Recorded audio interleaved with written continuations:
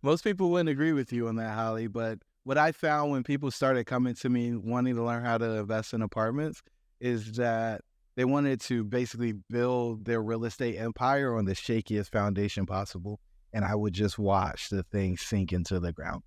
There's nothing worse. We've created a system that has 6 levels to it.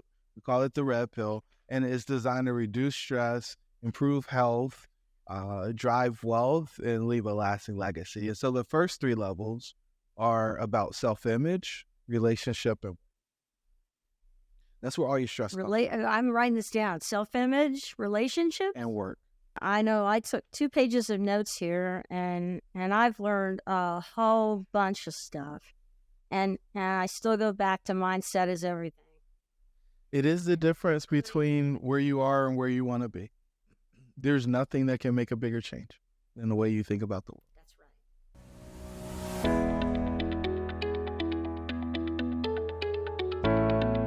right. Welcome to the Hidden Investing Show with Holly Williams. Holly is the founder of KeepMore.com, author of the Hidden Investing book, general partner in over $100 million in multifamily apartment communities. In addition to multifamily holdings, Holly has been a real estate investor for over 25 years. Now here's your host, Holly Williams. Hi, everybody. Welcome to the Hidden Investing Podcast. And we're all about understanding that the financial system that we are all taught from a very young age is simply designed for us to go broke.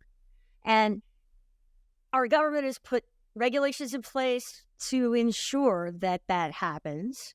And, they do, and it happens because we're brainwashed, right? Because we're taught that the Wall Street is the only way and that fidelity is safe. And all of these things that are ingrained in our society, put the money in the 401k, all the things I talk about in my book, the myths of investing that we are taught that are not lies, but they certainly aren't the whole truth. So we talk to people who understand that, and I found my way through multifamily real estate. There are many other ways, and so on Hidden Investing, we talk to people who are like-minded and have discovered that it really is about getting rid of those limiting beliefs, and there is a better way to build generational wealth for our families. And so given that, I am so excited to have Jerome Myers here with me, and he is amazing. We all talk about our assets, right? And getting into the solution and not being the victim and all of those things that happened to me, right? And Jerome and I have had a few conversations about that, but Jerome was a football star, I think, in North Carolina. And then he became an engineer of all things. We got an MBA, all the things that we're told that we're supposed to do. And then some things changed. So Jerome, welcome. How did you get here? I got lucky enough to be on a phone call with you is how I got here, Holly. So good to be with you. Thank you for having me on this show. I think what you're doing is amazing. I think more people need access to this type of information. And I'm just grateful for the opportunity to be able to come back and serve a community that has helped me in so many ways, because I remember climbing the ladder and getting to the top and saying, I don't know if I'm on the right building, and having to climb back down and knowing what that feels like, only to come up a ladder that kind of built on my own. So again, thank you so much. So you did all the stuff that you're supposed to do. And what was the big aha moment where you said, okay, wait a minute, there's got to be a better way here? What's really interesting for me is when you go on this journey, nobody ever talks to you about people having their name on things. And so the last company I was working for, it was named Moz Tech, right? The last name of the owner was Moz. And then Tech was the name of, the company. We were a technology solutions company. basically we did a bunch of infrastructure projects for investor-owned utilities, government, so on and so forth. And when I was there, I was employee number 2 in the division. We went from 2 employees to 175 between January 13th and September 30th. And by the end of the year, we did about $20 million in revenue, and we had 30% profit margin. And on December 24th at 4:55, I get a phone call, and it says, "Hey, Jerome, I know you and I have been going back and forth on this for a while, but we're going to lay half the team off." I said, "What? We're going to do what? We just made $6 million. What do you mean?" It's like, "Yeah, we're going to lay half the team off." I was like, "No, that's not the right answer." And, we went back and forth for a while. And then finally he was like, "Look, man, I called to inform you of a decision that we've made. I'll talk to you in the new year." And so it was left to me for the last 7 days of the year to figure out who was going to stay and who was going to go. And that was my first time having to lay people off, and it sucked. I hated the holidays for years after that. And so when I walked out of corporate America about a year later, what I realized was I didn't have the right last name. So even if I did everything right, at no point was I actually going to run the company, right? Or really have ownership in the company in a meaningful way. And I realized that ownership is really the only way to create real wealth, right? You can be paid well as an employee, but real wealth comes from ownership. Having an asset that other people pay to use is what I consider to be the biggest definition of wealth. And I wasn't going to be able to get that. And so while I was running the business, while I had P&L responsibilities, while I reported out to the person that I reported to every other week and saw them once a quarter, it still wasn't mine, right? And I wanted to change that. And so I decided to bet on myself, Holly, and I dropped out of corporate and thought I was going to buy an apartment, and I went to 10 different banks and they all told me no, I didn't have the right experience, even though you talked about some of the credentials I had. And so I started fixing and flipping houses. And eventually, because I was adjacent to the game, I got in the game and I got my first multifamily deal, got to be an asset manager, and then we scaled a company and a portfolio. And that's how we ended up talking. I was on a podcast of one of the people that you help support, and I ended up in his community in some way, shape, or form. And you happened to be there one day as one of the wise people who can help us figure out how to grow our business bigger. And I'll never forget having the first conversation with you. It was so impactful. That's why we're here today. Same. And I'm super grateful. You immediately, you interested me because you were all so much about mindset. And I know that you've expanded into coaching. And how did you find this? I mean, did you read a book? I had a friend just approach me and say, "Hey, Holly, I need you to invest in this thing," right? Otherwise, I never would have known about it. So for me and my buddy Duran were sitting on the stoop sophomore year of college. And I was paying $395. I had 2 roommates paying $395. Duran lived downstairs. They were doing the same thing in his apartment. When we multiplied it out across the complex, the guy was making $700,000 a year. We never saw him. We never talked to him. We were like, forget 700,000. We just need to make 70. How do we do this thing? But I'm the son of a soldier and a stay-at-home mom, Holly. So people with multi-million-dollar real estate portfolios weren't coming to my house for the cookout. And so I figured, well, let me go use this high-paying degree that I got so I can make some money, right? Build a credit score, accumulate some wealth, and then I'll come back and figure out how to get this done.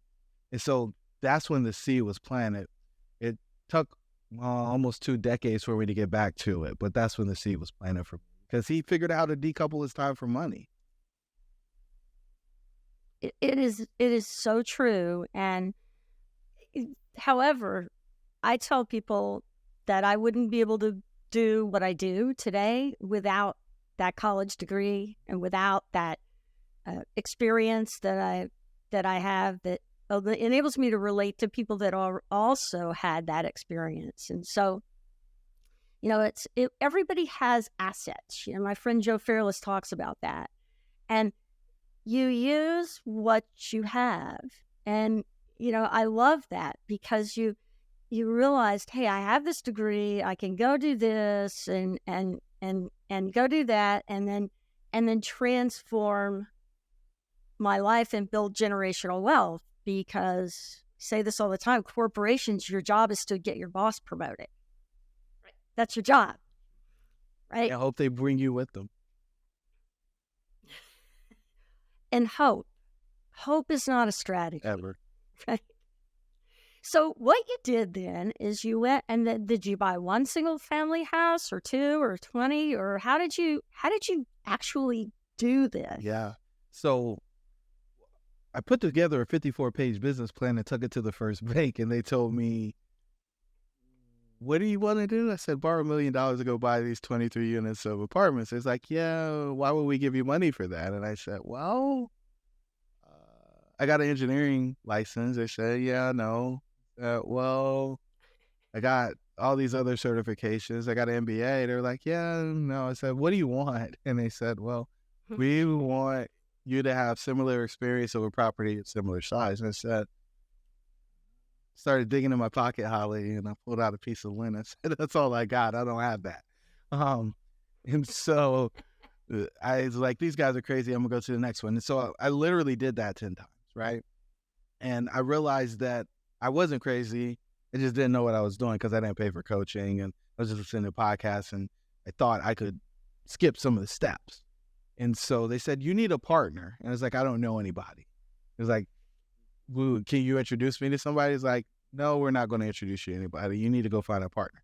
And so I said, well, I can't find a partner magically. Let me just go start fixing and flipping houses. And so that's what I did.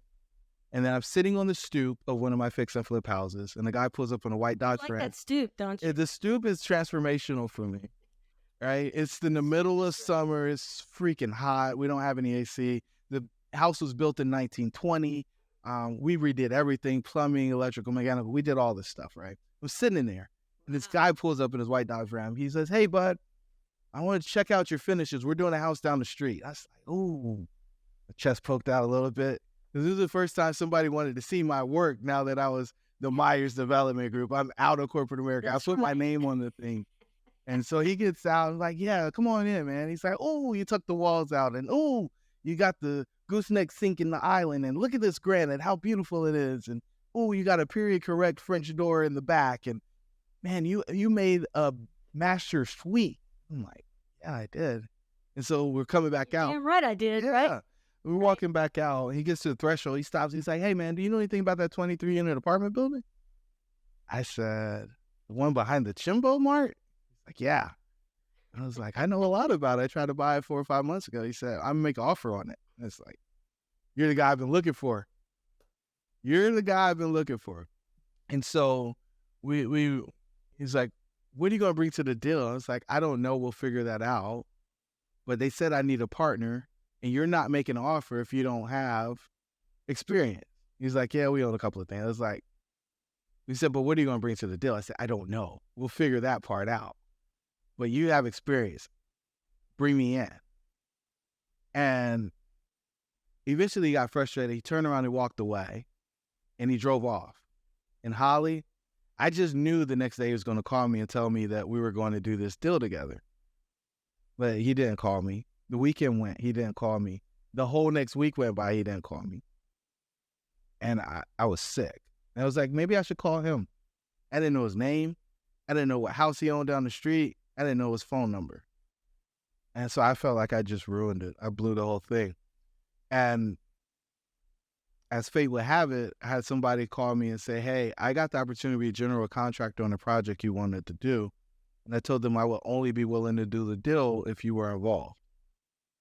And that got me back to the table. And so a group of us bought that deal.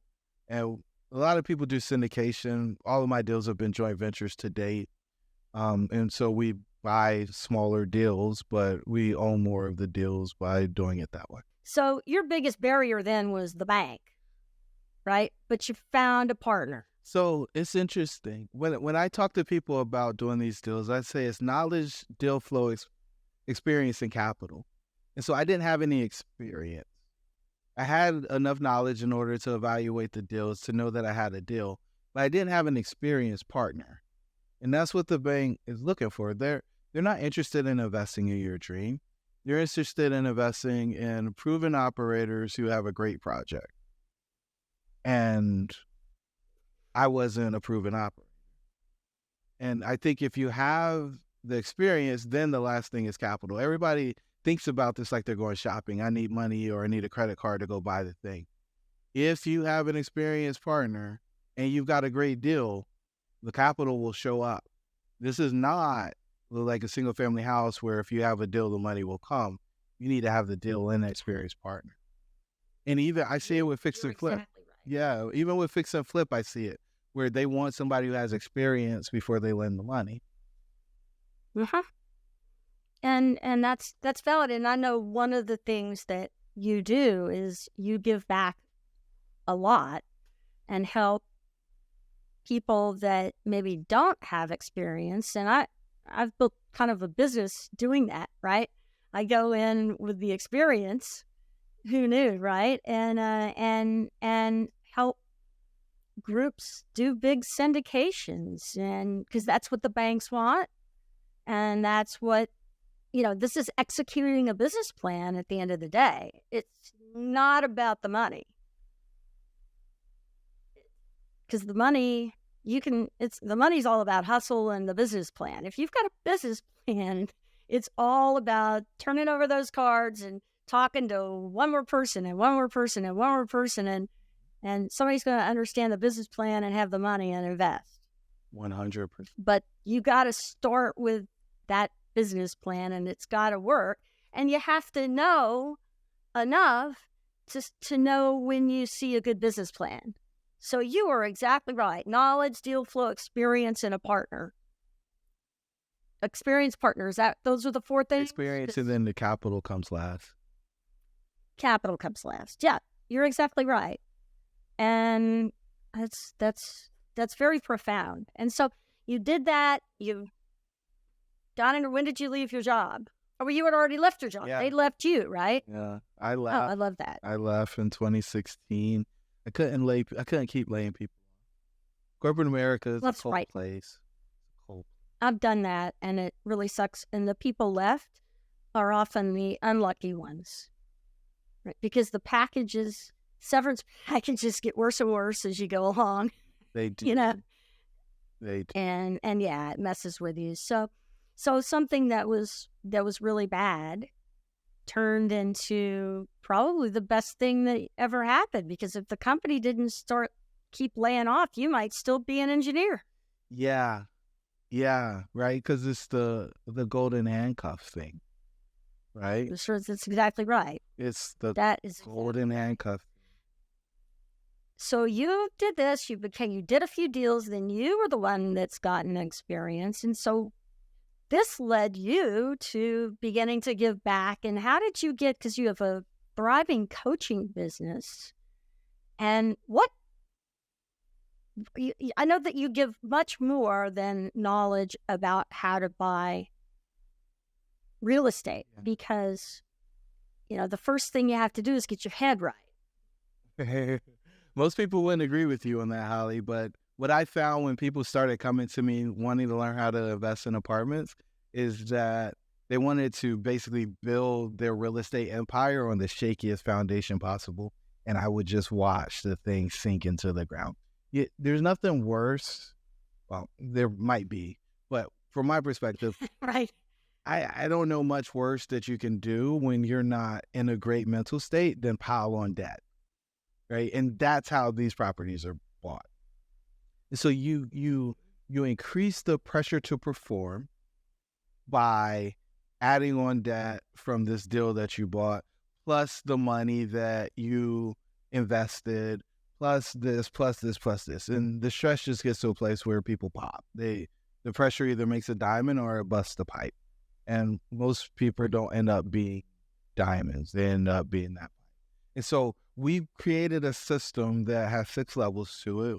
We call it the red pill, and it's designed to reduce stress, improve health, drive wealth, and leave a lasting legacy. And so the first 3 levels are about self-image, relationship, and that's where all your stress comes from. I'm writing this down. Self-image, relationship, And work. That's where all your stress comes from. like worth. Work. Like Work. Like job. work. Oh, yeah, work. I tell people that there's no such thing as passive income, that you have to get it somewhere. You've got to work for it no matter what. So you might get that income from a job that you've saved or whatever, or you might get it from sweat equity in a building, but there's no such thing as passive income. And even if you're a limited partner investor, there are things that you need to do, not a lot, still mostly passive, but you still need to understand that business plan and understand who you're working with. And so I love that. What are the other three? So then we dive into health, prosperity, and then the top level is significance. I missed the last one. Significance. That's right. So we haven't even bought a building yet, have we? Well, so the building will be in prosperity. Sure. Okay. All right. And then you can make a significant contribution. I love this because I at least for me, it was truly mindset. It was truly this. And that's why I write about the myths of investing, because if you don't see that and you don't really believe it, it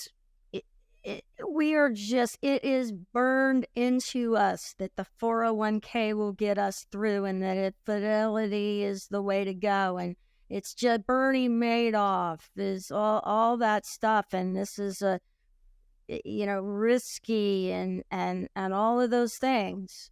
And I mean, even with small deals, do you find it's all about the mindset first? 100%. I mean, the smaller deals are harder than the larger deals in a lot of ways, right? Especially from an operations standpoint. I think the larger deals are tougher from the standpoint of raising capital, just because you have to have access to more people who have liquidity and the interest in getting money out, placing capital outside of Wall Street. But when you think about it from an operations standpoint, the smaller deals are more difficult to deal with because you have offsite property management and if somebody is out of the unit or delinquent, it has a bigger impact on overall income. And so, there's give and take for both. But what I will say is whatever your strategy, whatever your business plan, just make sure that you're comfortable with whatever the risks are associated with that. That's the difference maker from what. You're exactly right. And that comes back to reading a lot, listening to podcasts like mine and yours, really beginning to talk to people that have done this, and you will find opportunities. Like you put yourself out there on that stoop. If you hadn't been sitting on that stoop. Right place, right time. And I was at a mastermind last week, and the guys from stage were talking about how a lot of us get confused about how much of our success is related to our talent or our ability, and how much of it is just being in the right place at the right time and prepared for the opportunity that came. And I think the only thing that we can do is prepare for the opportunity. The opportunity has to come. Being on the stoop was important only because I was prepared for the opportunity, even though I blew the first one, right? He drove off. He never called me. I didn't have a way to call him. And the reason why I tell this story in detail is because I want people to know that there are folks who are going to come up with an opportunity. And if you aren't able to articulate the value that you can bring to them, you're going to miss that opportunity. I got a second bite at the apple, and I made sure that I didn't miss it that time. But fact of the matter is, I missed it the first time. I didn't have a easy way of explaining what value I could bring or what problems I could solve. for somebody who was getting ready to execute a business plan? And I love your 6 levels because the first one is self-image. 1,000%.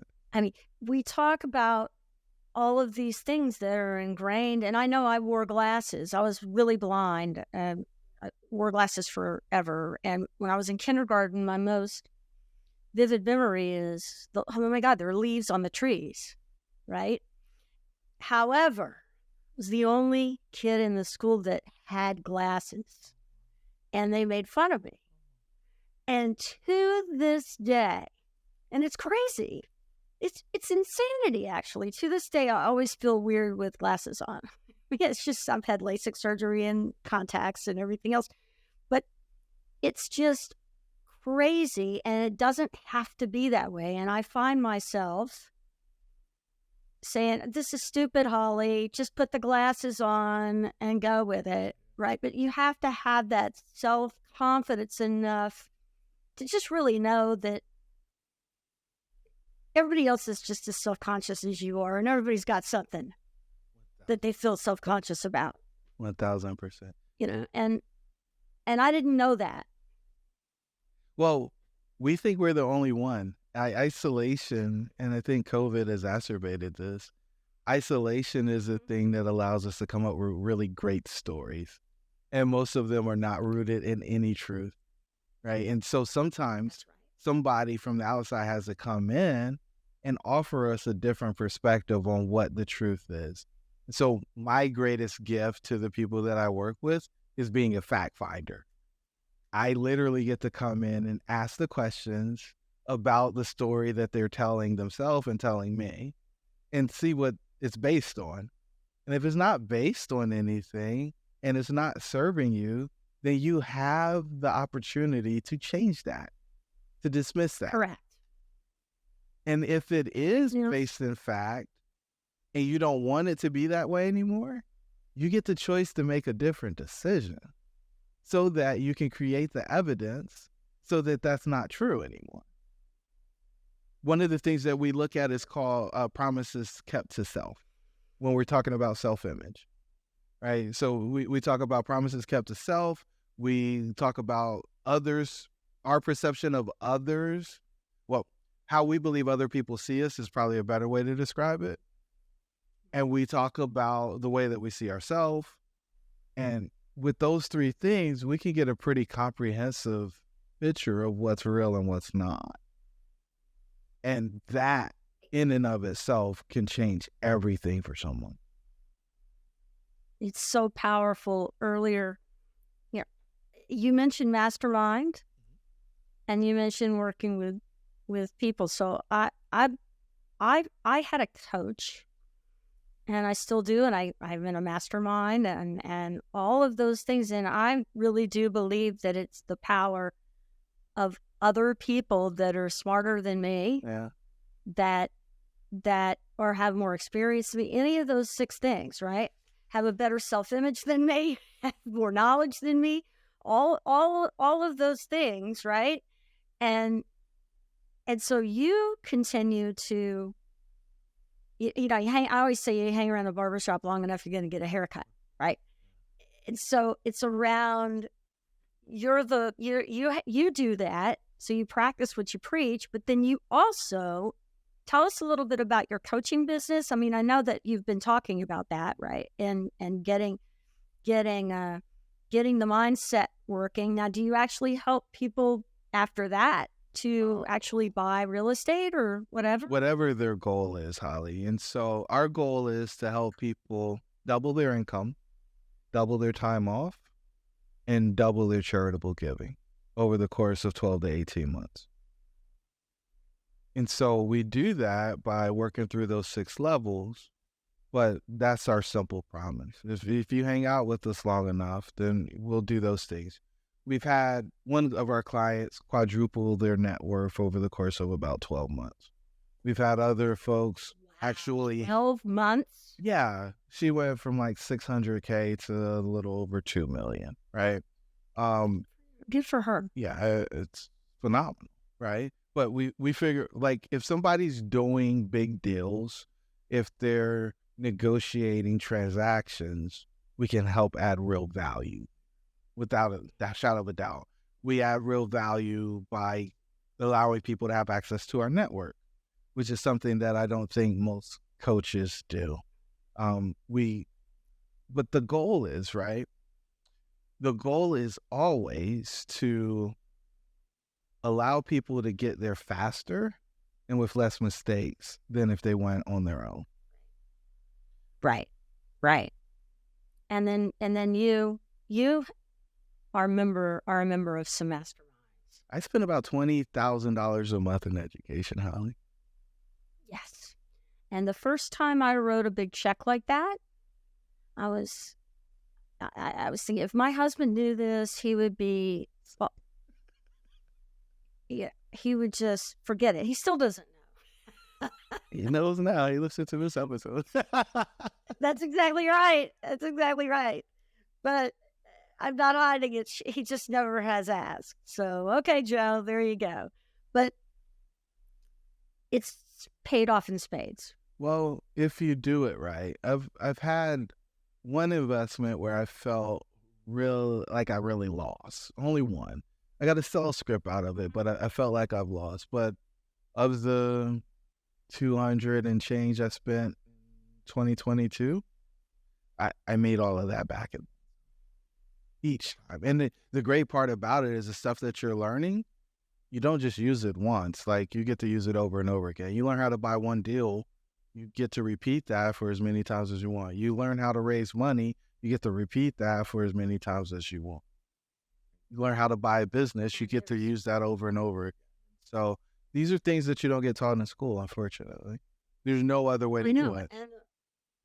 And the more successful your students are, or your clients are, or whatever you call them, the more everybody wins, because you all work together, and that you just don't do that in corporate life. It's not an abundance mindset. If you're successful, it means that I can't be as successful. There's but so many positions on the org chart, right? And it's completely a total mind shift. Just because one of my investors invests with you doesn't mean that you stole my investor. It's crazy. And once you get that mindset where that's what you want to help investors break into this world and get in with the people that understand this business and have gotten the experience and the partners and all of those things. Once you come at it from that service level, everything changes.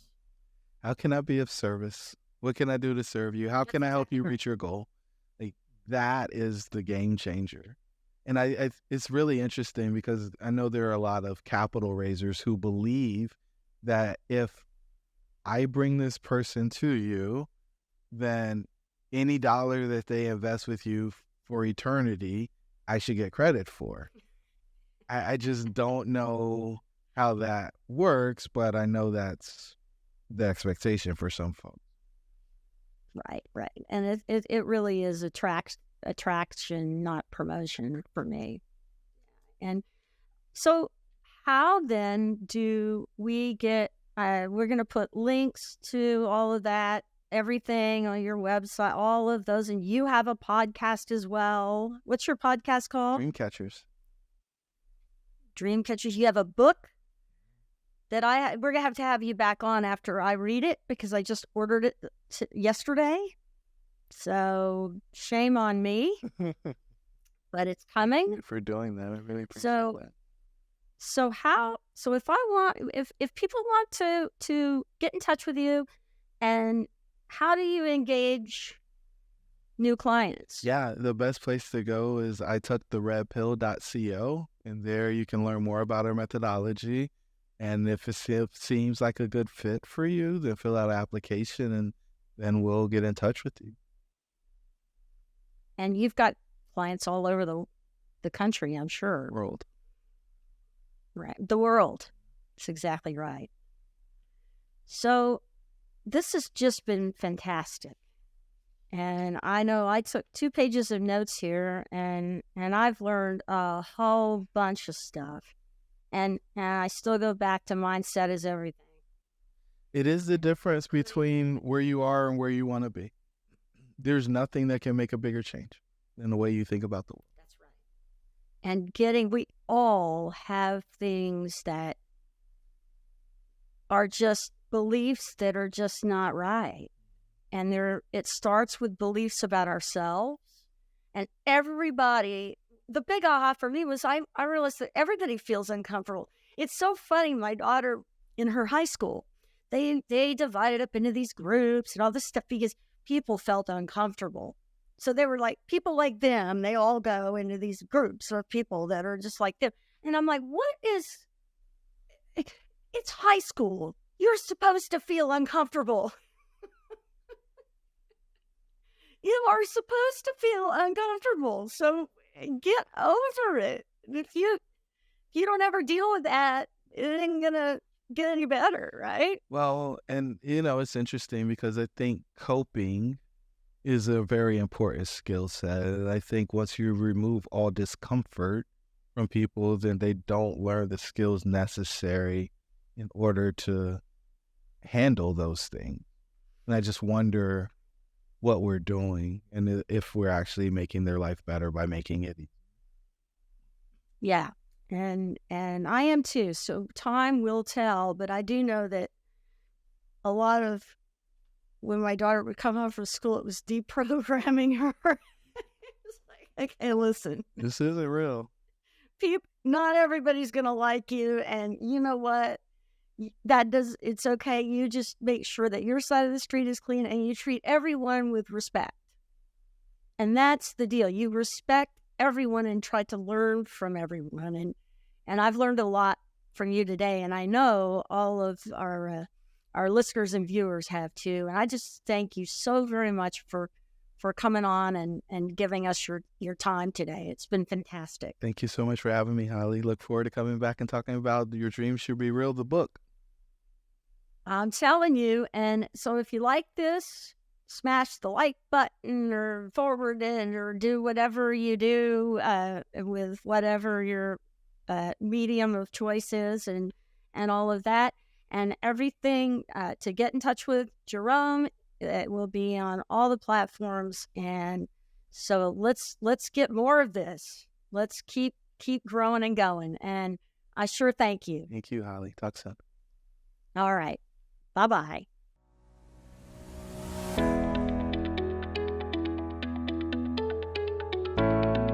Thank you for listening to the Hidden Investing Show. If you enjoyed this episode, be sure to rate, review, subscribe, and pay it forward by sharing with your friends and family. To get an exclusive gift, visit hiddeninvesting.com.